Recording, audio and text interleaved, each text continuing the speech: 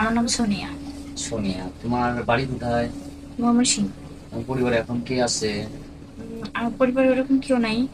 নানি আছে। বাবা মা? নাই। বাবা মা মারা গেছে। হুম। তো যাই হোক, এখন যেহেতু আমাদের এখানে আসছো, মানে কোন উদ্দেশ্যে আসছো? বিয়ে শাদী করার জন্য না সাহায্য সরকার জন্য? না, আসছি যে ভালো কোনো মানুষ যদি পাই অবশ্যই বিয়ে করব। ভালো মানুষ বলতে মনে করো মন ভালো নাকি স্মার্ট সুন্দর এরকম কিছু? না, অবশ্যই মন ভালো। মন ভালো, বয়স যদি হয় 40-45, সমস্যা নাই, বয়সে কোনো সমস্যা নেই, অবশ্যই মন ভালো লাগবে। যদি তার বউ থাকে। যদি বউ থাকে, উনি যদি পালতে পারে দুইটা বউ, সমস্যা নেই তো আমার। সমস্যা নেই যদি তার প্রথম পক্ষ মেনে নেয়, হুম। তাহলে কোনো আপত্তি নেই, তাই না? অনেক জি। সুন্দর কথা বলছো। যারা এই চ্যানেলটা উপভোগ করছেন, সবাইকে আমার পক্ষ থেকে ধন্যবাদ।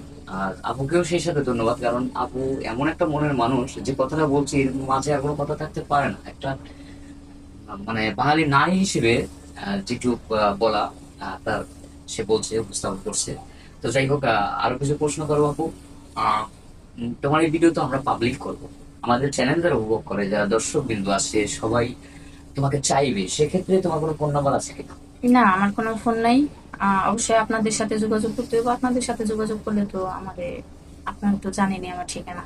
আচ্ছা, এই যুগে তো আসলে ফোন সবারই থাকে, একজন ফকিনীরও থাকে। তো তারপরেও বলতে চাই না কেন নাই আসলে। ভাই, ফোন কেনার মতো সামর্থ্য তো আমার নাই।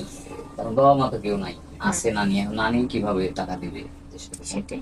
আবার এমন কোনো মানুষ নাই যে তার সাথে যোগাযোগ করবে, তাই না? জি।